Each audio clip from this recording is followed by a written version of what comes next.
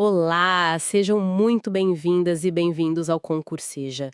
Eu sou sua host e hoje nós vamos fazer uma análise aprofundada. Vamos mergulhar mesmo em materiais sobre um documento que, nossa, é absolutamente fundamental para entender o direito como a gente conhece hoje, a Declaração Universal dos Direitos Humanos, a DUD. Olá a todos, é um prazer estar aqui. E realmente, a DUD é um marco, né? Um ponto de partida essencial para muita coisa no direito internacional e interno também. Exatamente. E o nosso objetivo aqui, gente, é destrinchar essa declaração, entender de onde ela veio, qual é a essência dela e, principalmente, por que ela continua tão relevante depois de mais de 70 anos. Queremos tornar esse conhecimento acessível, como é a missão aqui do Concurseja. Perfeito? E acho que um bom começo é entender o contexto, né? De onde ela surgiu. Sim, os materiais que a gente analisou deixam isso muito claro. A DODH não nasceu do nada, né? Ela é uma resposta direta, assim, aos horrores inacreditáveis da Segunda Guerra Mundial. Com certeza, genocídio, perseguições em massa. O mundo viu atrocidades que eh, exigiam uma reação forte. Percebeu-se que faltava um padrão universal, sabe?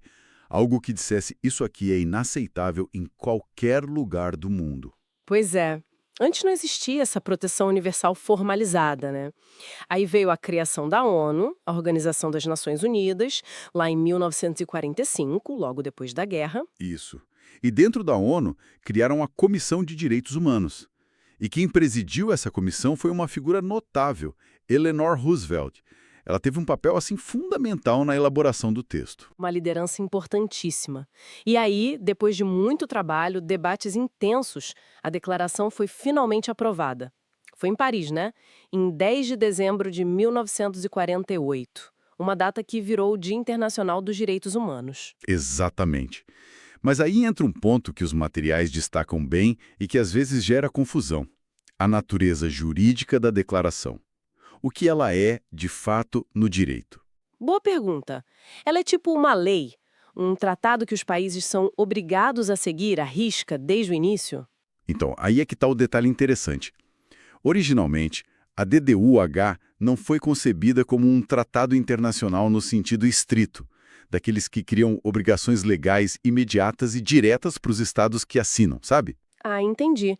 Então ela era mais o quê? Uma carta de intenções? Pode-se dizer que sim, no começo. Ela foi proclamada como uma norma comum a ser alcançada por todos os povos e todas as nações.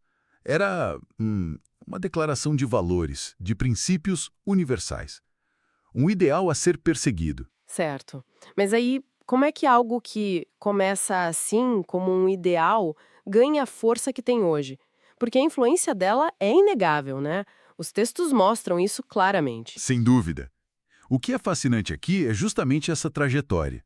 Mesmo não sendo um tratado vinculante per se na sua origem, a DUDH acumulou uma autoridade moral e, com o tempo, também uma autoridade legal imensa.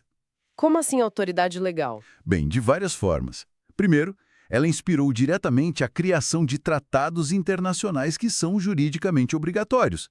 Os mais famosos são os dois pactos internacionais de 1966, um sobre direitos civis e políticos e outro sobre direitos econômicos, sociais e culturais. Ah, os pactos, que detalham muitos dos direitos que estão na declaração, né? Exatamente. Eles pegaram os princípios da DUD e transformaram em obrigações legais concretas para os estados que os ratificaram. Além disso, muitos artigos da própria declaração, pela prática constante e aceitação generalizada dos estados, passaram a ser considerados como parte do direito internacional consuetudinário. Direito consuetudinário. Explica um pouquinho melhor o que é isso para quem está começando. Claro, direito consuetudinário é basicamente o direito que surge dos costumes, das práticas reiteradas dos estados, aceitas por eles como sendo juridicamente obrigatórias. Mesmo sem um tratado escrito formal, certas normas se tornam lei internacional pelo costume. Entendi.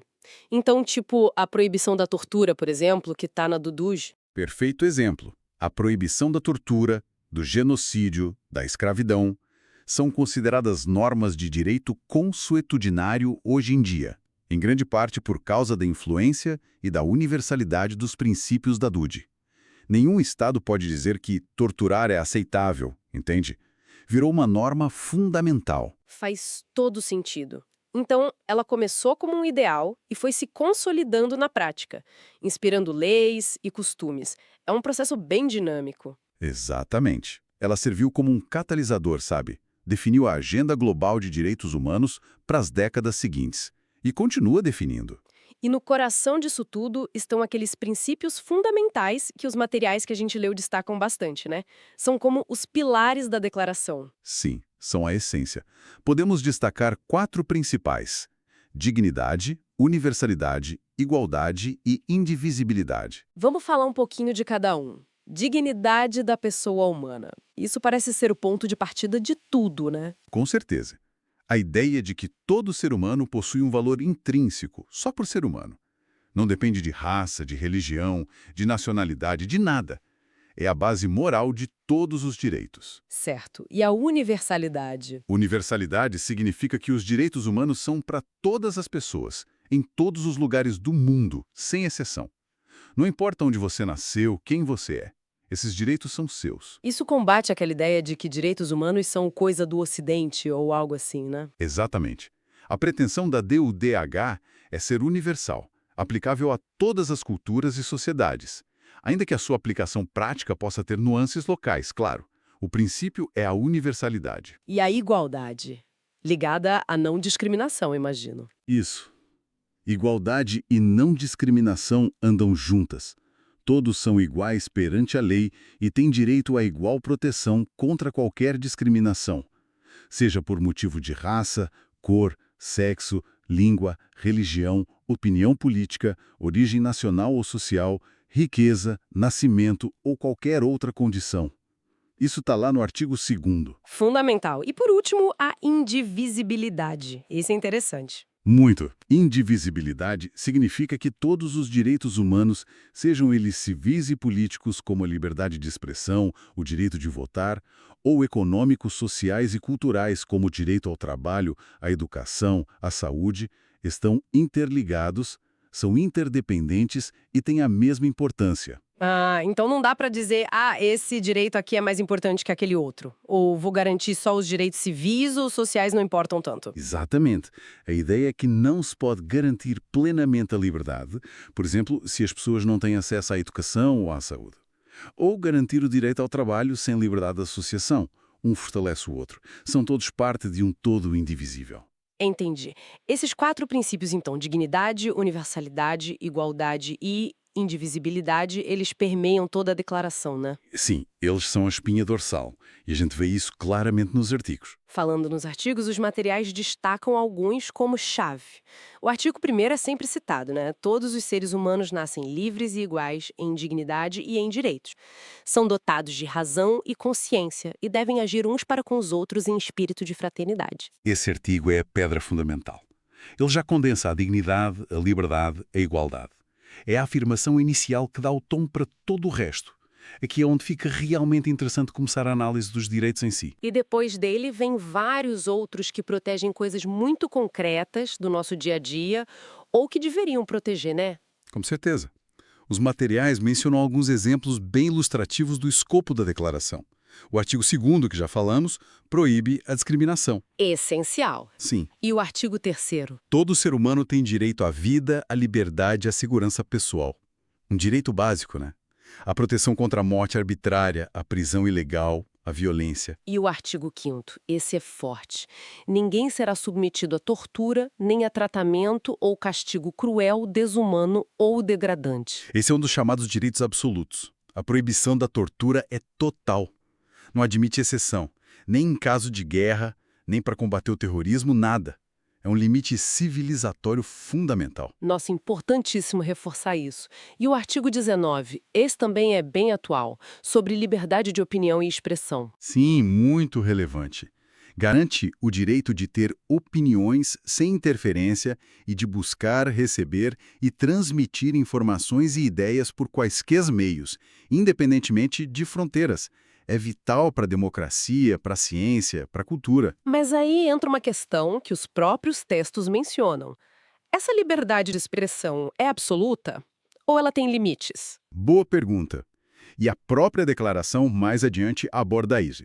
Nenhum direito é totalmente ilimitado, exceto raríssimas exceções como a proibição da tortura. A liberdade de expressão, por exemplo, encontra limites, Que tipo de limites? principalmente aqueles necessários para proteger os direitos e a reputação de outras pessoas, a segurança nacional, a ordem pública, a saúde ou a moral públicas. O discurso de ódio, a incitação à violência, a discriminação, por exemplo, geralmente não são protegidos como liberdade de expressão legísimo. Entendi. É um equilíbrio delicado, né? Entre garantir a liberdade e evitar que ela seja usada para destruir outros direitos ou prejudicar a sociedade. Exatamente. E isso nos leva a um ponto crucial que os materiais também abordam: a ideia de limites e responsabilidades, que está mais explícita no final da declaração. Ah, sim. O artigo 29 fala sobre isso, né? Sobre os deveres que temos para a comunidade. Isso, o artigo 29 diz que todos têm deveres para a comunidade, na qual o livre e pleno desenvolvimento de sua personalidade é possível. E diz também que, no exercício dos direitos e liberdades, todos estarão sujeitos apenas às limitações estabelecidas pela lei. E qual o propósito dessas limitações? O próprio artigo explica: exclusivamente com o fim de assegurar o devido reconhecimento e respeito dos direitos e liberdades de outrem e de satisfazer as justas exigências da moral, da ordem pública e do bem-estar de uma sociedade democrática. Então, meu direito termina onde começa o do outro, basicamente.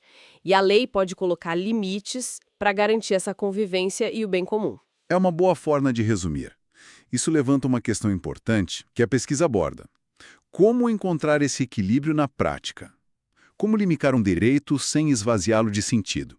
É um debate constante nos tribunais, na política, na sociedade. E tem também o artigo 30, né, que parece uma trava de segurança. Sim, o artigo 30 é muito interessante.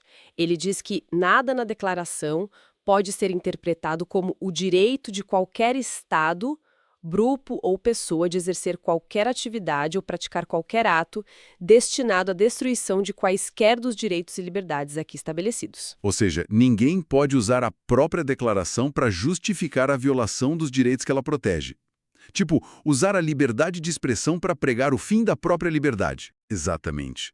É uma salvaguarda contra a má-fé, contra o uso distorcido dos direitos humanos para fins opressivos ou para destruir o próprio sistema de direitos. Uma proteção do sistema contra ataques internos, digamos assim. Faz muito sentido. É uma proteção da própria declaração. Agora, trazendo tudo isso para o nosso contexto, para o Brasil, como é que a DUD entra no nosso direito? Os materiais falam sobre isso, né? Falam sim. E é um ponto crucial para quem estuda direito aqui. O Brasil é membro da ONU desde o início e, como tal, tem o compromisso de promover o respeito aos direitos humanos. Mas a conexão vai além disso. A nossa Constituição Federal de 1988, ela dialoga com a DUD. Muito. A Constituição de 88 é conhecida como Constituição Cidadã, justamente por dar um destaque enorme aos direitos e garantias fundamentais. E a inspiração na DUD e em outros documentos internacionais de direitos humanos é claríssima. Tem algum artigo específico que faz essa ponte? Sim, o mais famoso é o artigo 5º, parágrafo 2º. Ele diz que os direitos e garantias expressos na Constituição não excluem outros decorrentes do regime e dos princípios por ela adotados, ou dos tratados internacionais em que o Brasil seja parte. Ah, então ele abre a porta. Mesmo que um direito não esteja escrito com todas as letras na Constituição, se ele estiver num tratado internacional que o Brasil assinou, ele vale aqui dentro. Exatamente. Esse parágrafo é fundamental para incorporar o direito internacional dos direitos humanos ao nosso ordenamento jurídico. E aí entra a DUD também, mesmo não sendo um tratado na origem. A sua influência é tão grande e muitos dos seus direitos estão nos tratados que o Brasil ratificou, como os Pactos de 66. Entendi. Então, se conectarmos isto ao quadro geral, a influência da DUD no Brasil é bem prática, não é só teórica. Com certeza. Primeiro, como inspiração direta para o nosso catálogo de direitos fundamentais, que vai do artigo 5º até o 17 da Constituição. Muitos direitos ali são reflexos diretos da DUD. Direito à vida, liberdade, igualdade, propriedade, liberdade de expressão, direitos sociais como educação, saúde e trabalho. Certo. E além da inspiração na Constituição, tem mais alguma coisa? Tipo, nos tribunais, nas leis do dia a dia? Sim. A jurisprudência, ou seja, as decisões dos nossos tribunais, especialmente do Supremo Tribunal Federal, o STF, reconhecem a importância dos tratados de direitos humanos. Houve toda uma discussão sobre qual a posição desses tratados na hierarquia das nossas leis. E qual foi a conclusão? Eles são iguais a uma lei comum? Estão acima? Abaixo? O STF decidiu que os tratados internacionais de direitos humanos que forem aprovados da mesma forma que as emendas constitucionais, um processo mais difícil, com votação nas duas casas do Congresso, em 2 turnos por 3/5 dos votos, têm status de emenda constitucional, ou seja, entram no bloco de constitucionalidade. E os tratados de direitos humanos que foram aprovados antes dessa regra ou que foram aprovados como lei comum? Para esses, o STF firmou o entendimento de que eles têm um status supralegal. Supralegal, o que significa isso? Significa que eles estão acima das leis comuns, leis ordinárias complementares, mas abaixo da Constituição. Então, se uma lei comum brasileira contrariar um tratado de direitos humanos com status supralegal, essa lei não vale. O tratado prevalece sobre a lei interna comum. Uau, isso é muito importante. Então, os princípios da DUDE, refletidos nesses tratados, têm uma força bem concreta no nosso sistema. Exatamente. Eles servem como parâmetro para julgar a validade das leis e para interpretar o próprio direito brasileiro. E essa influência se vê também em leis específicas importantes. Tipo quais? Olha, podemos pensar em várias leis que buscaram concretizar direitos previstos na DUDH e nos tratados. O Estatuto da Criança e do Adolescente, o ECA, por exemplo, é todo baseado na doutrina da proteção integral, que tem raízes nesses documentos internacionais. A Lei Maria da Penha também, imagino, para proteger as mulheres contra a violência doméstica. Sem dúvida, a Lei Maria da Penha é um marco na proteção dos direitos humanos das mulheres, buscando combater a discriminação e a violência de gênero, temas centrais na DUDH e nos tratados. O Estatuto do Idoso também, garantindo direitos específicos para essa população. A lista é longa. Percebe-se que a DDOH não ficou só no papel, né? Ela realmente permeou o sistema jurídico brasileiro, desde a Constituição até leis bem específicas. Sim, a recepção foi forte. Claro que a implementação prática, a garantia efetiva desses direitos no dia a dia, ainda enfrenta muitos desafios no Brasil, como em todo lugar. Mas o marco legal está aí. E a DDOH é uma referência constante. Então, fazendo um balanço de tudo que a gente viu nos materiais, o que tudo isso significa? Qual o grande recado da DDOH hoje? Olha, acho que o principal é entender a DDOH como mais do que um documento histórico, sabe? Ela é um padrão ético e legal que continua vivo, relevante. É uma espécie de bússola moral para a humanidade. Uma bússola, gostei dessa imagem, que aponta para o norte da dignidade humana, né? Exatamente. Ela reafirma constantemente que a liberdade, a justiça e a paz no mundo têm como base o reconhecimento da dignidade inerente e dos direitos iguais e inalienáveis de todos os membros da família humana. Essa frase da própria declaração resume bem seu propósito. E olhando para os desafios de hoje, que são bem diferentes de 1948 em muitos aspectos, como ela continua relevante? Os materiais sugerem alguma reflexão sobre isso? Sugerem sim. E essa é talvez a reflexão final mais importante. Pensar sobre a relevância contínua da DUDE frente aos desafios do século XXI. A gente tem questões novas ou que ganharam outra dimensão, né? Tipo, Migrações em massa, refugiados, a crise climática que afeta direitos básicos como moradia, alimentação, saúde, a privacidade na era digital, inteligência artificial, fake news, desinformação online, impactando a liberdade de expressão e o processo democrático. nossa, muitos desafios complexos. E como a DUDE, que foi escrita lá atrás, responde a isso? Aí é que tá. Os princípios dela, dignidade, igualdade, liberdade, continuam sendo a base para pensar essas novas questões. O desafio é interpretar e aplicar esses princípios atemporais aos problemas contemporâneos. A luta pela efetivação dos direitos humanos não acabou em 1948. Ela é constante, dinâmica e precisa se adaptar. Entendi. Então, a DUD não dá todas as respostas prontas para os problemas de hoje, mas ela dá os princípios fundamentais para a gente buscar essas respostas de forma justa e humana. Perfeitamente colocado. É um fundamento, um ponto de partida ético e jurídico indispensável para enfrentar os dilemas atuais e futuros. A essência dela permanece vital. Uma base sólida, então.